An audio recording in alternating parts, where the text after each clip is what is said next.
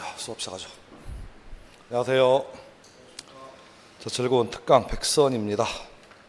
문제가 좀 많아요. 자, 올해 오늘 6월 9일까지 치러진 국가에서 보는 민법 시험입니다. 보시면 2월 4일 날 변리사 시험 끝났고 순서대로 가맹거래사, 감정평가사, 세무사, 공인노무사, 행정사까지 그래서 최근 치러진 지난주에 행정사 시험 봐가지고요. 저희 주택관리사 보기 전에 국가에서 보는 민법 시험 문제만 지금 여러분이 보시는 쭉 보시면 제일 끝에가 154번인가 이렇게 돼 있을 거예요. 그래서 개인적인 생각은 이겁니다. 다른 시험의 기출문제를 보면 6월 달에 치러질 저희 시험에 27회 주택관리사보 시험도 미루어져 말 수 있습니다. 그래서 문제를 가급적이면 다 실었습니다. 변리사 민법 시험은 40문제 보고요. 가맹그래서도 40문제 보는 것 같고, 감정평가사 40문제 보고요. 세무사도 40문제 보고, 행정사는 25문제 보고요. 공인노무사도 한 25문제 보는 것 같아요. 그래서 물론 범위는 약간 다릅니다. 이 중에서 세무사 시험은 민법 총칙만 보고, 행정사 시험도 민법 총칙만 보고, 가맹거래사라는 자격증이 프랜차이즈 자격증인데 이건 민법 전체를 다 봅니다. 감정평가사는 민법 총칙하고 물권법만 시험을 보고, 변리사는 민법 총칙 일부, 물권법, 채권법 이렇게 보고, 공인노무사 시험은 총론 파트하고요. 좀 채권법 파트에서 시험 문제가 나옵니다. 그래서 어찌됐든 간에 저희 시험 범위하고 유사한 산업인력공단에서 보는 민법 시험 문제만 오늘 154문제 가져왔으니까 올해 나왔던 기출문제를 보시면 분명하게 얘기하는 것은 제 경험상 여러분이 이제 2주 뒤에 보실 우리 주택관리사보 시험도 상당 부분 영향이 좀 있을 걸로 보여지고, 문제가 너무 많은 관계로 다 풀어드리지 못합니다. 다만 혼자 풀어보시고요. 오늘 집에 가실 때는 1번부터 158번까지 해설을 드릴게요. 해설을 좀 드릴 테니까 지금 해설을 드리지 않는 이유는 답을 먼저 보면 문제를 못 풀기 때문에 일단은 한번 풀어보시라는 의미에서 일단 답은 없이 바로 설명을 하겠습니다. 그래서 이 정도만 문제를 연습하시면 크게 저희 시험에서 점수를 맞는 것은 어렵지 않다. 그리고 문제를 보시다 보면 생소한 지문이 많이 보입니다. 다만 이제 웃긴 게 뭐냐면, 예를 들어서 잠깐 비교를 좀 해볼게요. 3페이지 페이지 수가 안 나와 있네. 2페이지 보시면 보기 4번 4번에 보면 쭉 가서 보니까 신의 성실의 원칙에 관한 설명으로 옳지 않은 것 해가지고 끝에 가서 보면 행 나와 있지. 요 행이 행정사 기출이에요. 행정사 기출의 보기 4번 보세요. 여행계약상 기획여행업자는 여행자의 안전을 확보하기 위한 합리적 조치를 할 시의 직상의 안전 배려 의무가 있다. 저 요 판례 처음 봅니다 지금. 근데 판례가 있더라고요. 근데 5번 보세요. 올해 치러진 5번 신의 성실의 원칙에 관한 설명으로 옳지 않은 것 해가지고 쭉 와서 보니까 감이 나와 있습니다. 감은 감정평가사 기출입니다. 근데 그 중에 5번에 3번 보세요. 기획 여행 계약상 여행업자는 여행자입니다. 여행자의 신체나 재산의 안전을 배려할 신의 직상의 보호 의무를 부담한다. 그래서 시험은 다른데 저도 처음 본 판례가 이렇게 4번에 4번처럼 5번에 3번처럼 등장을 합니다. 그래서 이런 맥락의 의미가 아마 우리 시험에도 똑같이 나오지 않을까 싶어요. 그래서 시험 문제는 거의 똑같습니다. 그래서 허투루 보지 마시고 이렇게 겹치는 지문이 나오면 이런 지문들은 신경 쓰셔가지고 보시기를 바랍니다. 그래서 일단 그런 맥락에서 문제가 시험은 다 다른데 굉장히 많이 겹칩니다. 그러니까 공인중개사 시험을 제외하고는 산업인력공단 Q&A에서 보는 시험 문제는 거의 유사합니다. 그러니까 이게 합리적 의심이 드는 게 뭐냐면, 출제자가 같은 사람은 아니라 할지라도 나름대로 좀 컨닝 같은 걸 좀 하는 것 같아요. 그래서 시험에 돌아가는 유형이 좀 있다 보니까 그런 맥락에서 올해 시험 문제를 올해 다른 자격증 6개 문제를 다 실었으니까 그런 맥락에서 좀 보시면 좋겠습니다. 자, 문제 풀겠습니다. 1번은 건너뛰고 2번 풀어볼게요. 자, 옳지 않은 겁니다. 1번. 민사에 관한 헌법재판소의 결정 내용은 민법에 법원될 수 있다 없다? 있다. 항상 비교하셔야 돼요. 헌법재판소의 결정 내용은 민법의 법원이 될 수 있지만 이에 비해서 대법원 판례는 민법 법원이 아니에요. 정확하게 좀 정리하셔가지고 물어보는 게 헌법재판소의 결정 내용은 민법의 법원이 될 수 있지만 대법원 판례는 민법 법원이 아니다. 좀 확인하시면 되겠고, 사적 자치가 인정되는 분야의 재정법이 주로 임의 규정인 경우라면 사실인 관습은 해석의 순서가 될 수 있다 없다? 있다. 세 번 가볼게요. 법률행위 해석의 순서가 되는 것 첫 번째 뭐예요? 0번이 당사자가 추구했던 목적. 그 다음 1순위는 영순위가 우리가 목, 사, 임, 신이 해석의 순서다. 그래서 첫 번째가 목적이고, 두 번째는 사실인 관습이고, 세 번째는 임의 규정이고, 네 번째는 신의 측이다. 그래서 그런 맥락에서 사실인 관습도 해석의 순서가 될 수 있다 없다? 있다. 이렇게 보시면 되겠고, 3번 법원은 판례 변경을 통해서 기존의 관습법의 효력을 뭐한다? 부정합니다. 그럼 하고 싶은 이겁니다. 기존에 관습법 중에 하나가 뭐였냐면 성년 이상의 남자만 종 중에 종원이 될 수 있다는 것이 예전 뭐다?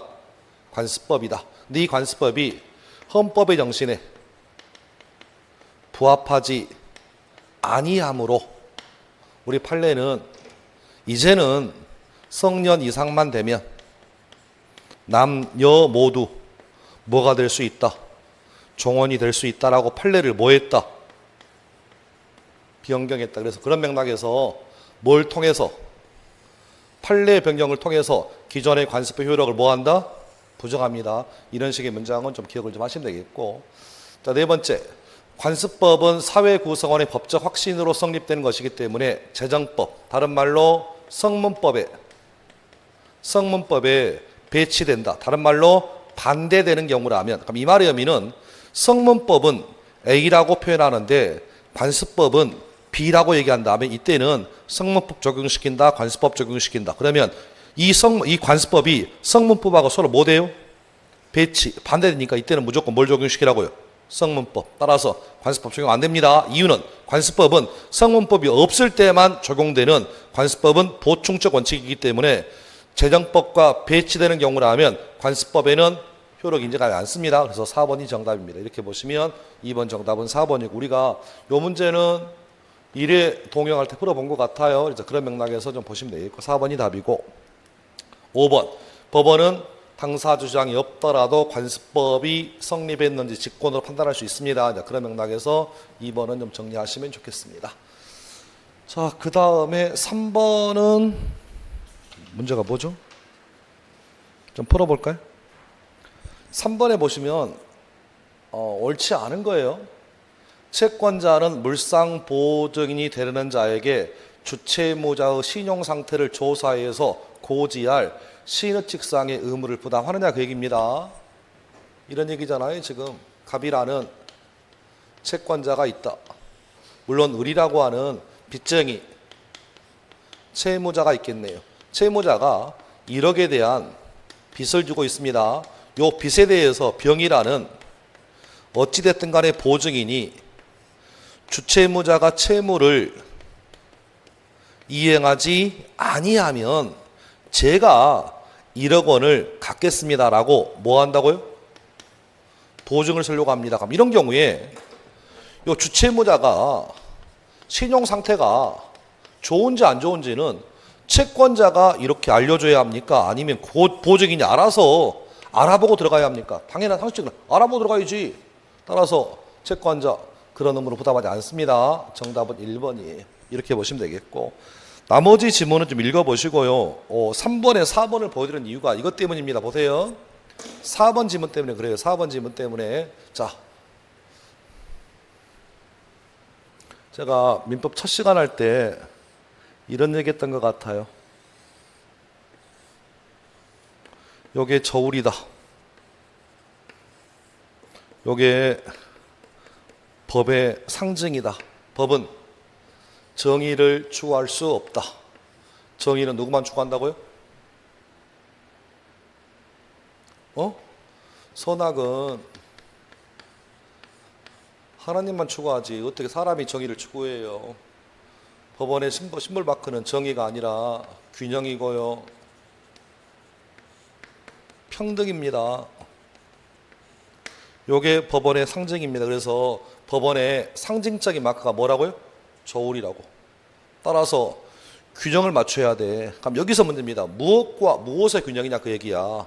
그래서 여기가 법적 안정성이란 측면이 있고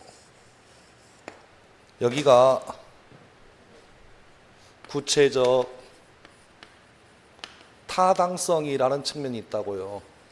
그러면 법적 안정성과 구체적 타당성을 균형을 맞추는 것이 대단히 어렵습니다. 이거 설명할 때 제가 뭘 하겠냐면 자, A라는 사람이 B라는 사람을 죽였다. 살인했습니다.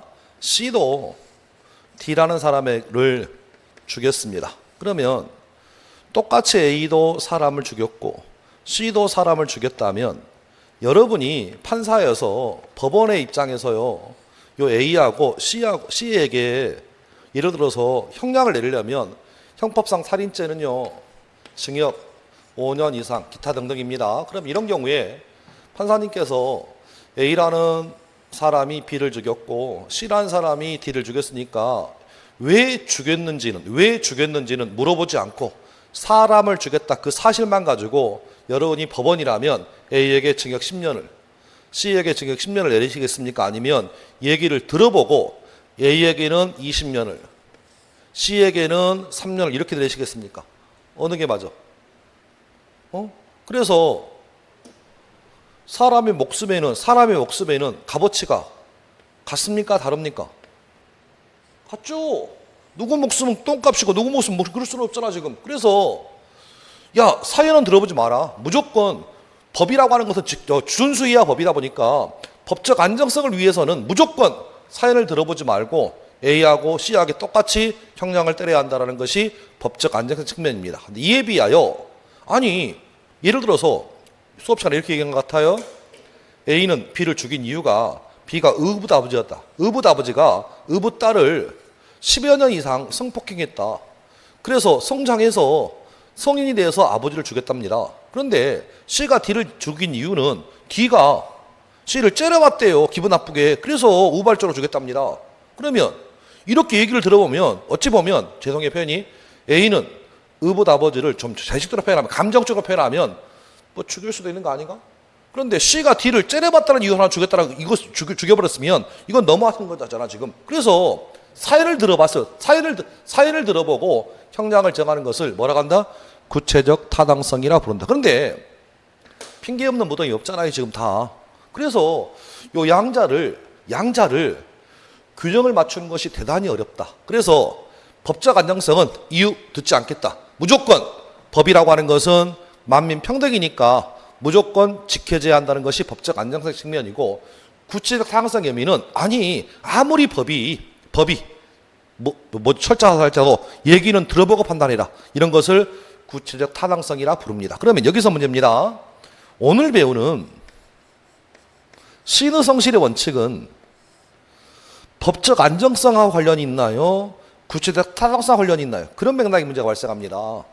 신의성실 원칙을 고려할 때는 모든 사정을 고려합니다. 그러니까 신의성실의 원칙은 법적 안정성에 보다는 구체적 타당성을 추구하는 법이에요 지금. 됐나요 지금? 그래서 이제 한번 들어보세요. 신의성실의 원칙은 구체적 타당성을 추구합니다. 시험 지문에 신의성실의 원칙은 법적 안정성을 추구합니다. 틀렸습니다. 여기서 문제입니다. 자, 이제 법적 안정성이라는 측면은 이런 얘기입니다. 요 얘기를 합법성의 원칙이라 불러요. 그러면 합법성의 원칙이 뭐냐? 무조건 법이 먼저라는 거야 지금. 이에 비해서 이건 뭐라고요? 신의칙. 그러면 하고 싶은 얘기, 합법성의 원칙하고 신의성실의 원칙이 서로 이런 식으로 충돌합니다. 그러면 법을 지켜야 하는 합법성의 원칙과 신의성실의 원칙이 서로 충돌한다면 이때는 합법성의 원칙을 적용해야 돼? 아니면 신의칙을 적용해야 돼? 신의성실의 원칙은 뭐라고요? 보충적 원칙이라고. 따라서 뭐가 존재하면 법이 존재하면 신의성실의 원칙은 적용할 수 있고 없고 법이 없을 때만 신의성실의 원칙을 뭐 해라? 적용해라. 그렇기 때문에 원칙적으로는 합법성의 원칙이 신의성실의 원칙보다 뭐 하라고요? 뭐하다? 우월하다. 다시 합법성의 원칙은 원칙적으로 신의성실의 원칙보다 뭐하다? 우월하다. 다만 예외적으로 신의칙이 적용되는 경우도 있다. 그래서 사적 자체의 영역을 넘어 공공질서를 위하여 공익적 요구를 선행시켜야 할 경우 신의성실의 원칙은 합법성의 원칙을 희생하여서라도 구체적 신뢰보호 필요성이 인정되는 경우에 한하여 키워드 예외적으로만 적용됩니다. 원칙이 아니에요. 시험 질문에 항상 이런 식의 질문 중요해요. 그래서 합법성의 원칙은 원칙적으로 신의성실의 원칙보다 뭐하다? 우월하다. 그런 맥락에서 3번의 답은 1번인데 4번을 가져온 이유가 그런 맥락에서 좀 읽어보시면 좋겠다 해서 확인하시면 되겠고, 페이지 넘어가겠습니다. 자, 나머지 지문들은 한번 읽어보시고 4번 풀어보시고요. 5번 옵니다. 옳지 않은 것. 감정평가사 기출이고요. 1번 속박계약. 하고 싶은 얘기는 이겁니다. 속박계약은 우리가 수업시간에 뭘 하겠냐면 임대차는 임대차인데 모든 임대차가 아니라 일시 사용을 위한 임대차 계약이다. 일시 사용을 위한 임대차 계약에서는 보호 의무가 인정됩니다. 이렇게 확인하시면 되겠고, 2번 질문 역시 매한가지로 이번 계약이 뭐라고요? 일시 사용을 위한 임대차 계약이니까 보호 의무가 인정됩니다. 옳은 얘기입니다. 3번 아까 봤던 것처럼 요 지문이 올해 감정평가사 내지는 앞에서 봤던 행정사에서 나왔던 기출이니까 좀 비교하셔가지고 저도 처음 본 판례입니다. 찾아본 게 있더라고요. 기획 여행계약상 여행업자는 여행자입니다. 여행자의 신체나 재산의 안전을 배려해야 될 신의칙상의 보호 의무를 부담한다. 이렇게 확인하시면 되겠고, 자 4번입니다. 계약 성립의 기초가 되지 아니한 사정의 변경으로 일방 당사자가 계약 당시 의도한 계약의 목적을 달성할 수 없게 되어 손해 입은 경우라면 계약의 효력을 그대로 유지하는 것은 특별한 사정이 없다면 신의 측에 반하느냐 반하지 않느냐의 문제인데, 요 문제는요 이런 문제예요. 자 보세요. 우리 신의 측 배울 때 사정 변경이 생겼다면 사정 변경을 이유로 체결한 그 계약을 뭐 할 수 있다? 해제할 수 있다.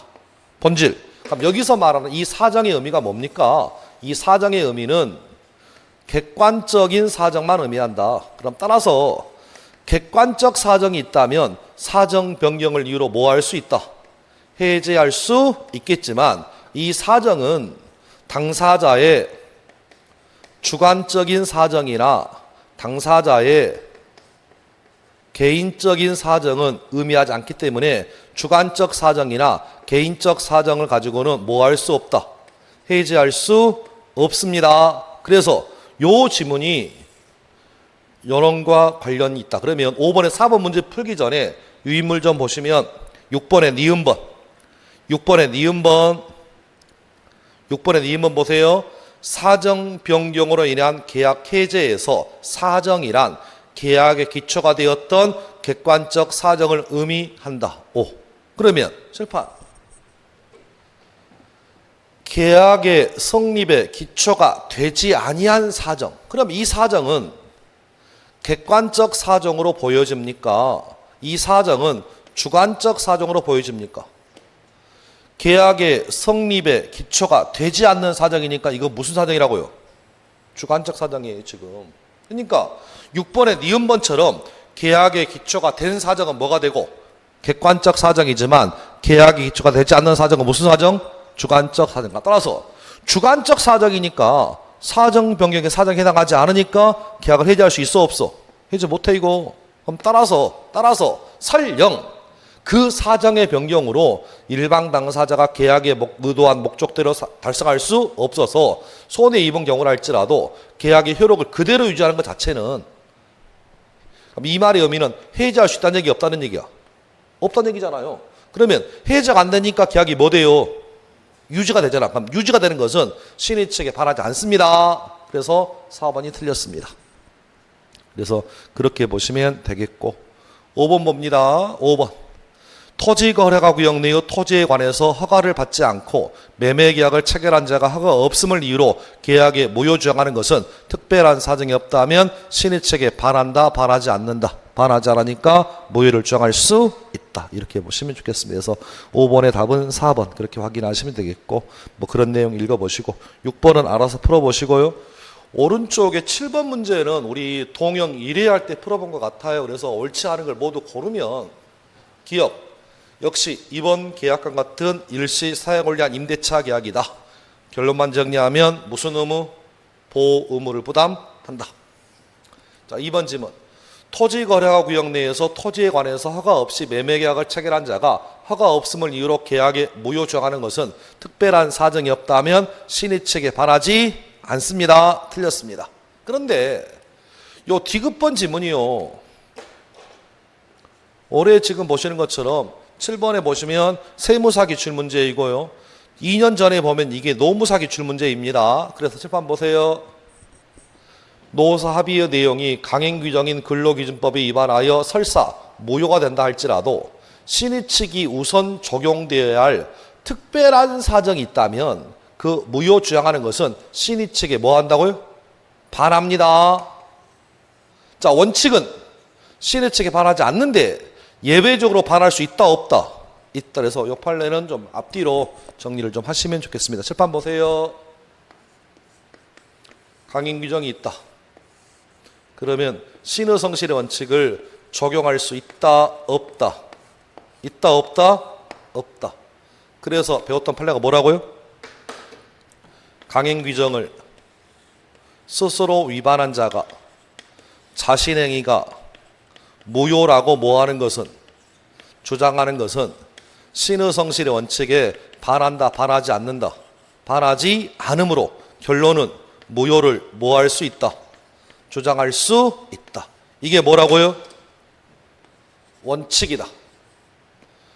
강행 규정이 존재한다면 신의 성실의 원칙을 적용할 수 없다. 그런데 이 원칙에 대한 예외가 요즘 이제 시험에 자주 등장합니다. 예외적으로 설사 강행 규정이 있다고 하더라도 그것이 신의 측을 우선 적용할 사연이 있다면 그때는 신의 성실의 원칙을 적용할 수 있는 경우도 덜어 있더라 없더라? 있더라. 그 판례가 요겁니다. 다시 원칙. 신의 성실의 원칙은 보충적 규정이니까 강행 규정이 존재한다면 신의 성실의 원칙을 적용할 수 없는 게 원칙이에요. 다만 강행 규정이 시퍼렇게 살아있다 할지라도 경우에 따라서는 신의 성실의 원칙을 적용할 수 있는 경우의 수가 있다 없다? 있다 해서 기본으로 찾으셔가지고 좀 정리하시면 좋겠습니다. 그래서 옳지 않은 걸 모두 고르면 기억은 옳고 니은은 틀렸고 디귿은 옳으니까 답은 니은 나와 있는 1번이네. 그렇게 보시면 좋겠습니다. 거기까지.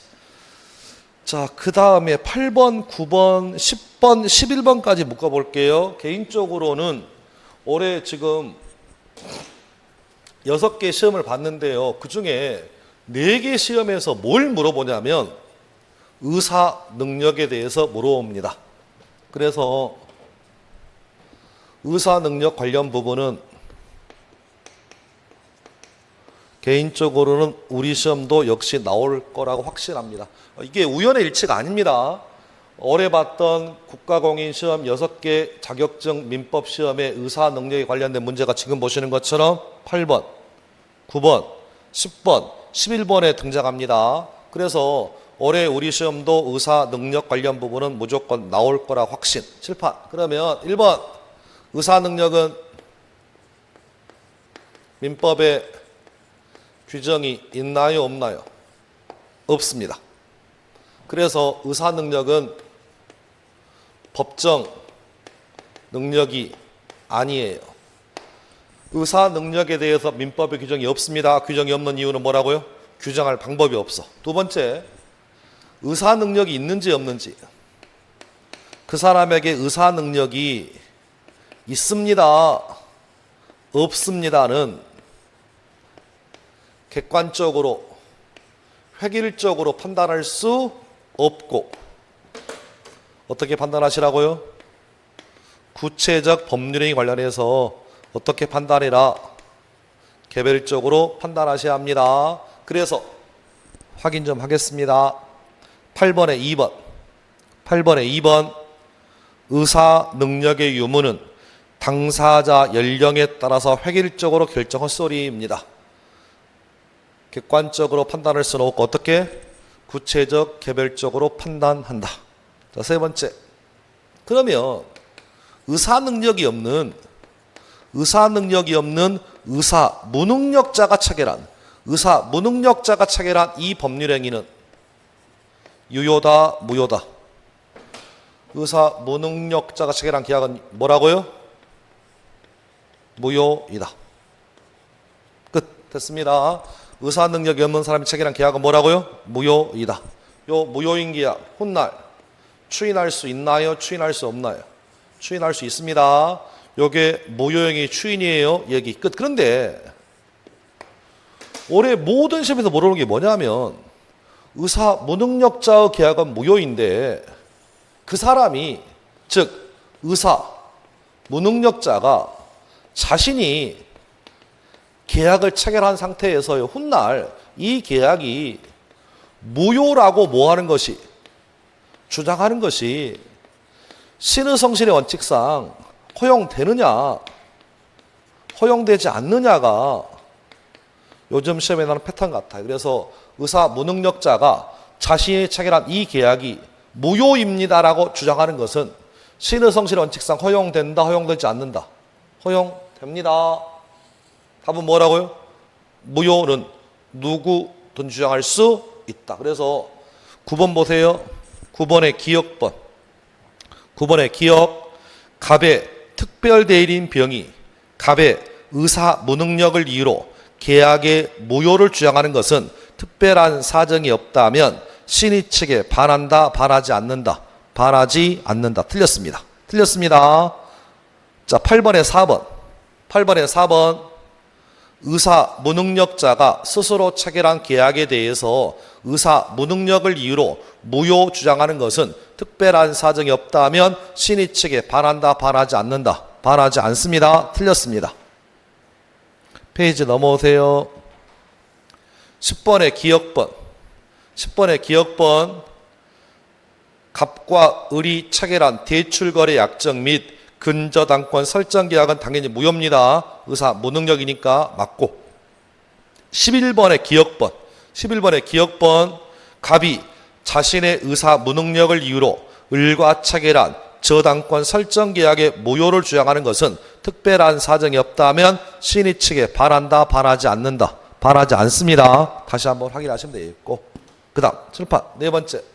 그러면 그 계약이 뭐라면, 무효라면 의사 무능력자는 얼마를 반환해야 합니까? 반환 범위. 뭔 얘기냐?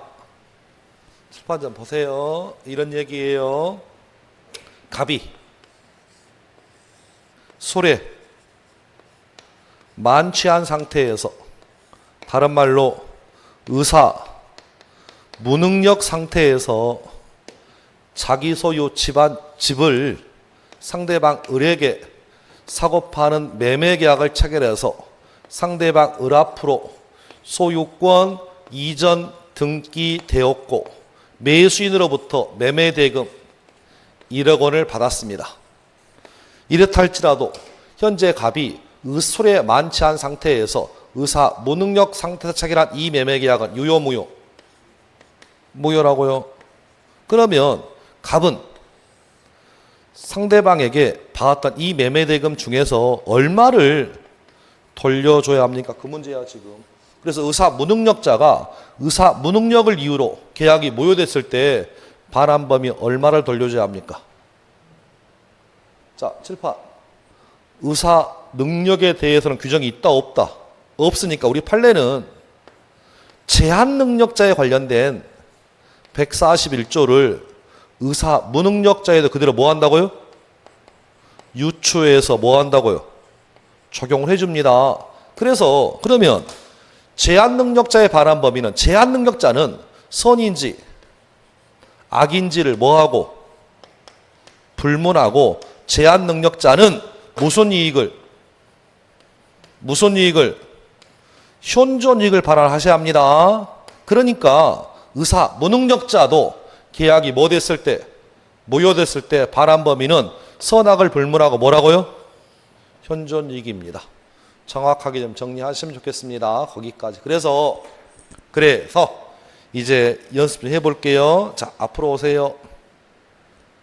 8번에 3번.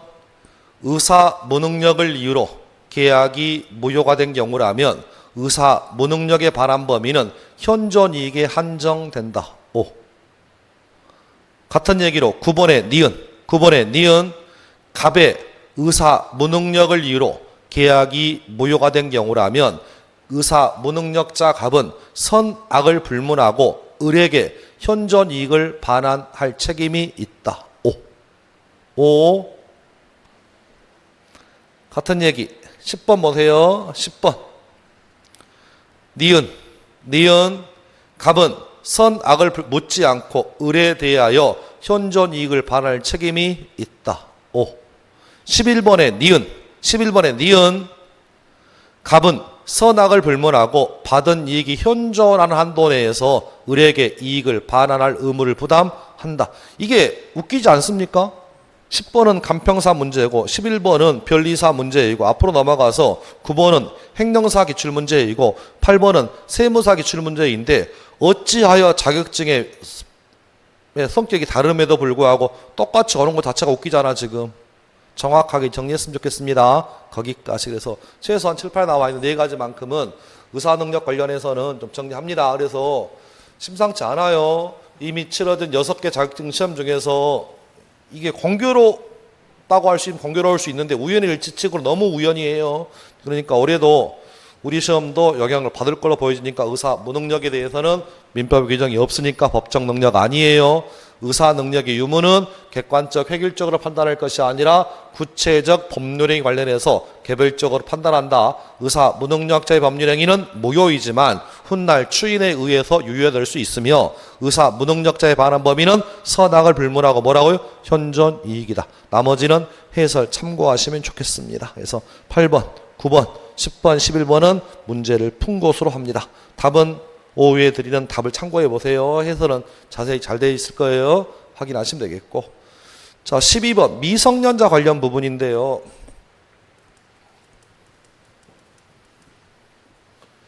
12번은 몇 번이 답이에요? 옳지 않은 거 2번 같아요. 12번에 2번 법정 대리인의 동의를 요하는 미성년자의 법률행위에 있어서 법정 대리인의 동의는 묵시적으로 할 수 있습니다. 틀렸습니다. 법정 대리인의 동의는 명시적 동의뿐만 아니라 묵시적으로 가능하다. 이렇게 확인하시면 되겠고 13번으로 바로 옵니다. 옳지 않은 거 미성년자임을 이유로 하는 의사표시 뭐는 취소는 선의의 3자에게 대항할 수 있다 없다?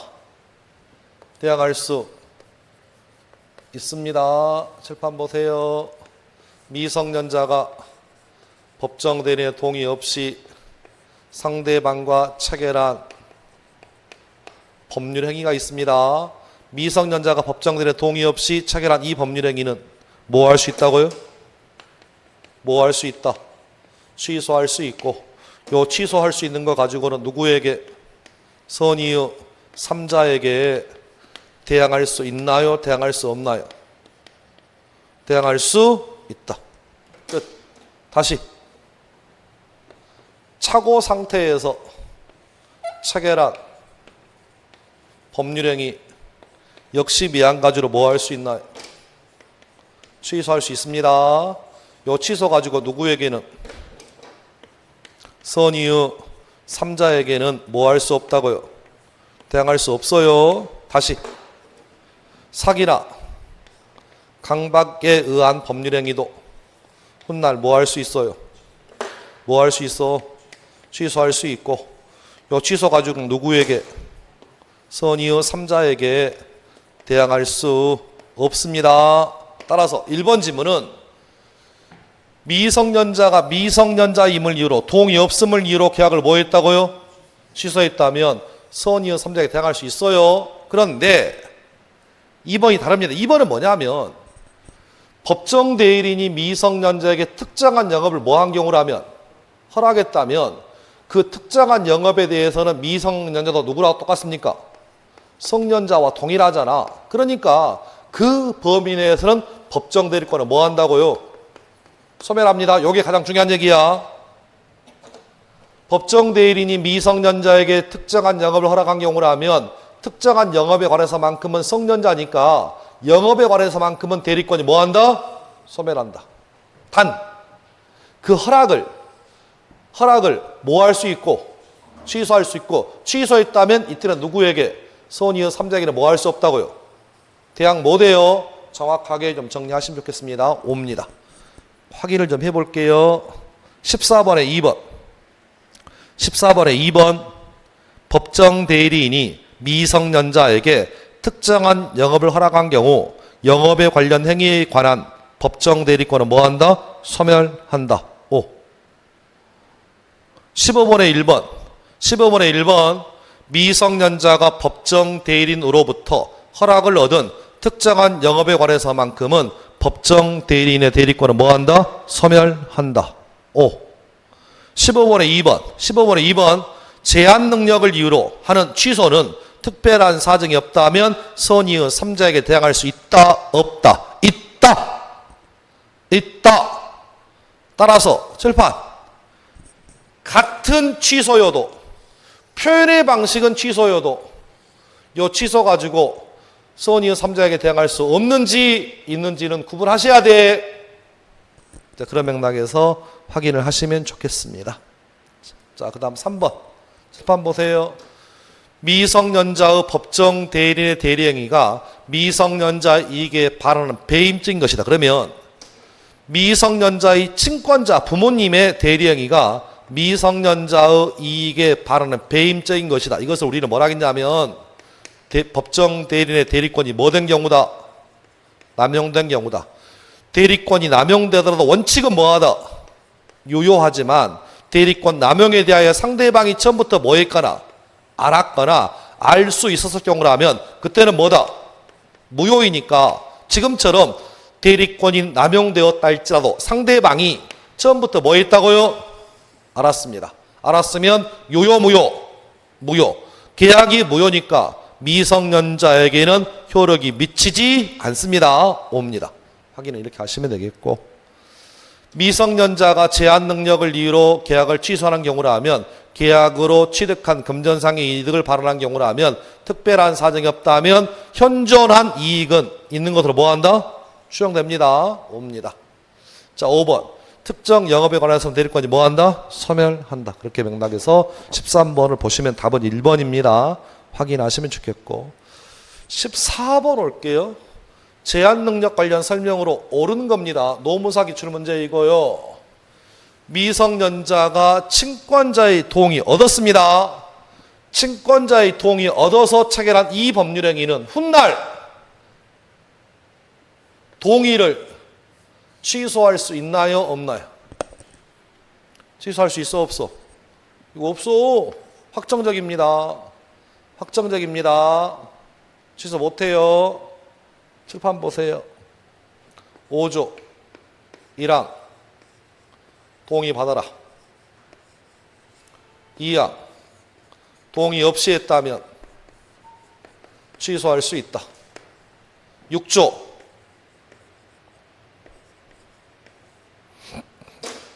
6조 칠판 보세요.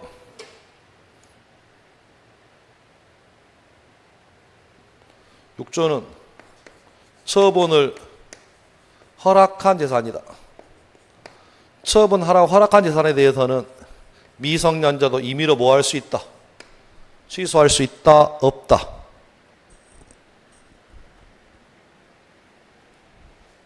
있다.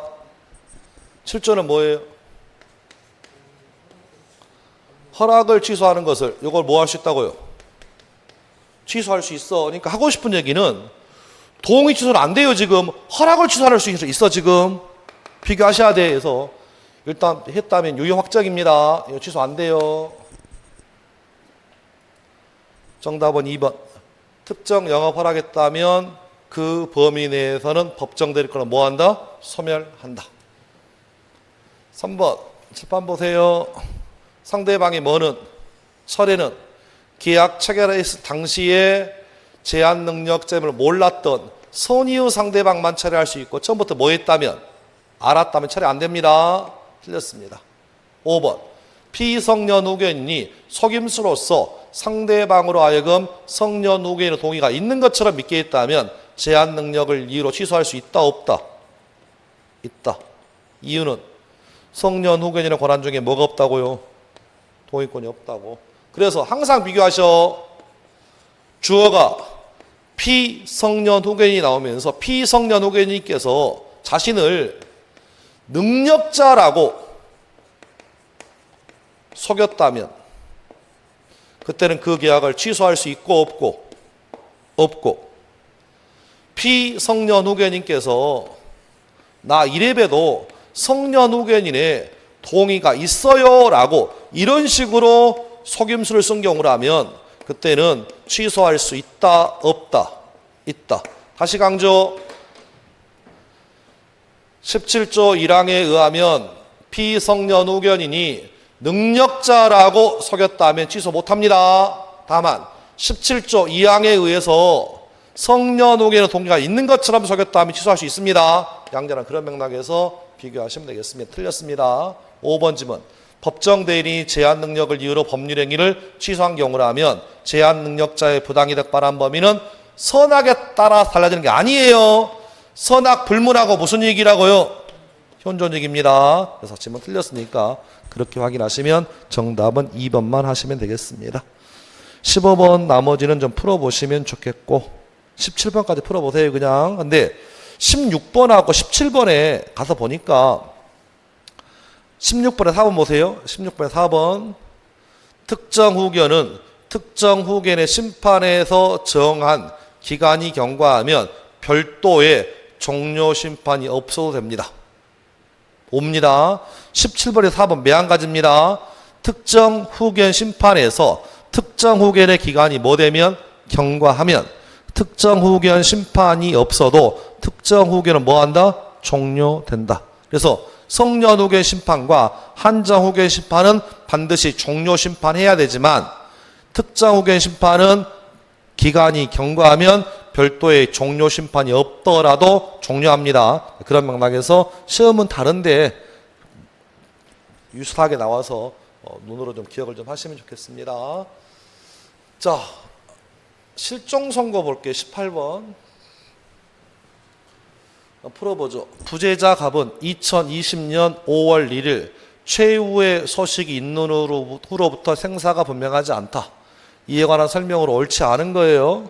보기 1번. 갑이 단순히 뭐라고요? 가출이다. 뭘 주는 힌트예요? 보통 실종을 주는 힌트입니다. 보통 실종기가 몇 년 지나야 합니까? 5년. 따라서 가출해서 2020년 5월 1일부터 생사가 분명하지 않으면 24년 5월 3일 현재 이해관계인 실종 선고 청구할 수 있다 없다? 없다. 오. 왜? 5년 안 지났잖아. 2번. 이번에는 항공기 추락입니다. 항공기 추락은 일종의 뭡니까? 특별 실종이에요. 특별 실종기가 몇 년입니까? 1년이에요. 따라서 2000년 5월 1일 항공기 추락했으니까 2024년 5월 3일 현재 이해관계인은 실종 선고 청구할 수 있다 없다? 있다. 몇 년 지났다? 1년 지났다. 3번. 1순위 상속인이 존재한다면 2순위 상속인은 실종 선고 청구할 수 있다 없다? 없다. 오. 4번. 실종 선고가 확정됐습니다. 실종 선고 확정되었다면 이 사람은 사망한 것으로 뭐 한다? 간주한다. 근데 여기서 문제. 사망으로 간주되는 시기는 언제입니까? 실종 선고 시 아니다. 또 마지막 최후에 소식이 있던 때 아니다. 언제라고요? 언제라고? 실종기간 만료시네. 그렇죠? 따라서 마지막 목 같은 날이 2020년 5월 1일이니까 실종기간 만료시는 보통 실종의 경우라면 언제고? 2025년 5월 1일 될 것이고, 특별 실종의 경우라면 2021년 5월 1일이니까 최소한 2020년 5월 1일은 아니네. 틀렸습니다. 5번. 갑에 대한 실종 선고가 확정되면 비록 갑이 생활하더라도 실종 선고 효과를 번복하기 위해서는 반드시 실종 선고를 뭐 해라? 취소해라. 이는 실종 선고는 사망 무슨 규정이라고요? 간주 규정이다. 그런 맥락에서 5번도 문제가 없습니다. 그래서 정답은 4번입니다. 확인하시면 되겠고. 자, 19번 법인 관련 문제인데요. 19번은 풀어보시고 18번 풀어보시고 21번까지 넘어옵니다. 21번. 옳지 않은 거예요. 자, 칠판. 어디가 힌트라고요? 사단법인 힌트입니다. 설립자는 법인의 해산 사유를 정하는 경우라면 정관의 사유를 기재해라. 오. 맞죠? 하고 싶은 얘기 칠판. 모든 사단법인에 반드시 적어야 될 필수적 정관의 기재사항이 뭐 있어요? 1. 목, 명, 사, 자, 이, 사, 존.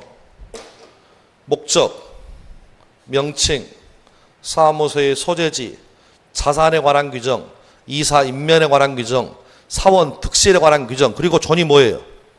존.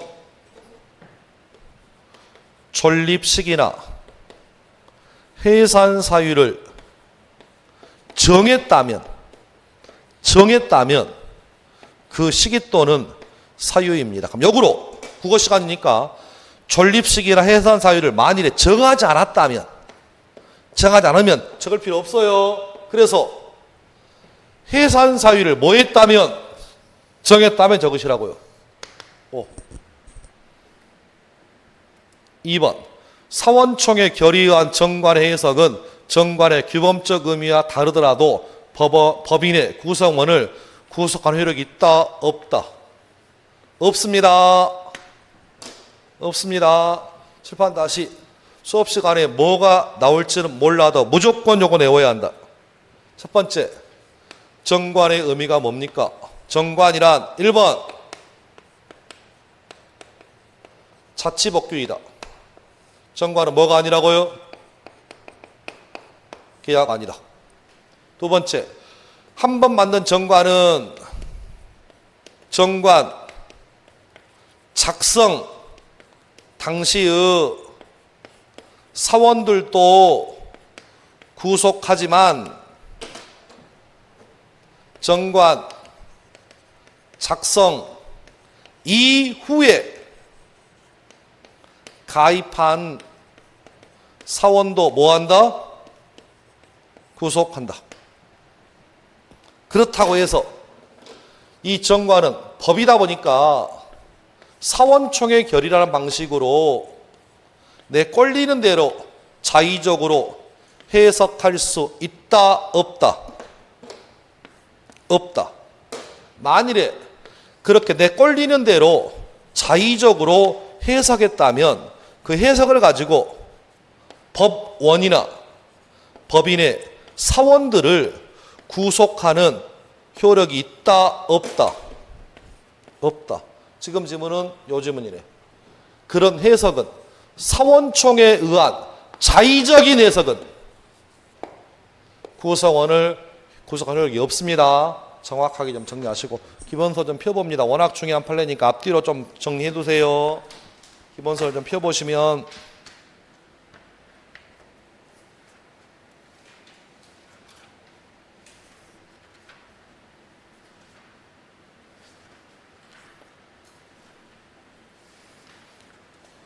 108페이지에 아랫줄 판례 다 읽어보세요. 결론이 그거에 밑줄친 부분이 사단법인의 정관의 의미는 계약이 아니라 자치법규이다. 따라서 작성 당시의 사원뿐만 아니라 작성 이후에 가입한 사원도 구속한다. 그러나 한 번 만든 정관은 일종의 법이다 보니까 사원청의 결의라는 다수결에 의한 방법으로 자의적으로 해석될 수 없으며 만일에 사원청에 의한 자의적 해석 방법은 법원이나 그 법인의 사원을 구속하는 효력이 없습니다. 정확하게 좀 정리하시면 좋겠습니다. 2번 틀렸습니다. 3번 사원의 지위는 달리 정함이 없다면 양도할 수 없습니다. 몇 조라고요? 56조예요. 다만 56조가 무슨 규정이다 보니까 임의 규정이다 보니까 정관으로서는 다르게 정할 수 있습니다. 옳고. 4번 정관의 이사의 해임사에 관한 규정이 있다면 법인은 특별한 사정이 없다면 정관에서 정하지 아니한 사이로 이사를 자를 수 없습니다. 역시 4번도 답은 아니긴 하지만 역시 시험에 자주 나옵니다. 다른 시험에서 연습 좀 해볼게요. 그래서 21번에 보기 4번 확인하시고 페이지 넘어가, 그 20번 보세요. 20번 세무사 문제 보세요. 세무사 문제 보기 2번. 정관의 이사의 해임 사유에 관한 규정이 있는 경우에 법인은 이사의 중대한 의무 위반이 있더라도 그것이 정관에서 정한 해임 사유가 아니라면 해임할 수 없습니다. 이렇게도 나왔고, 페이지 넘어가서 볼게요. 23번. 행정사 기출입니다. 행정사 기출 4번 보세요. 법인의 정관에 이사의 해임 사유에 관한 규정이 있는 경우에 법인은 특별한 사정이 없다면 정관에서 정하지 아니한 사유로 이사를 해임할 수 없습니다. 그래서 역시 자주 나오는 판례니까 정리해 두시면 좋겠습니다. 거기까지. 그래서 21번의 답은 2번이긴 하지만 4번 판례도 중요하고요. 5번. 법원의 직무집행 정지가 가처분 결정에 의해서 권한이 키워드 권한이 정지된 대표이사가 정지기간 중에 체결한 계약은 후에 가처분이 취하되더라도 이건 무조건 무효입니다. 이건 저희 시험 기출이기도 합니다. 다만 올해 간평사 문제 요 지문이 나왔습니다. 그래서 어쨌든 간에 5번 지문도 문제 없습니다. 그렇게 확인하시면 되겠습니다. 여기까지 하고 좀 쉬었다가 22번 이하는 2교시에 아주 잠깐 쉬었다 오겠습니다.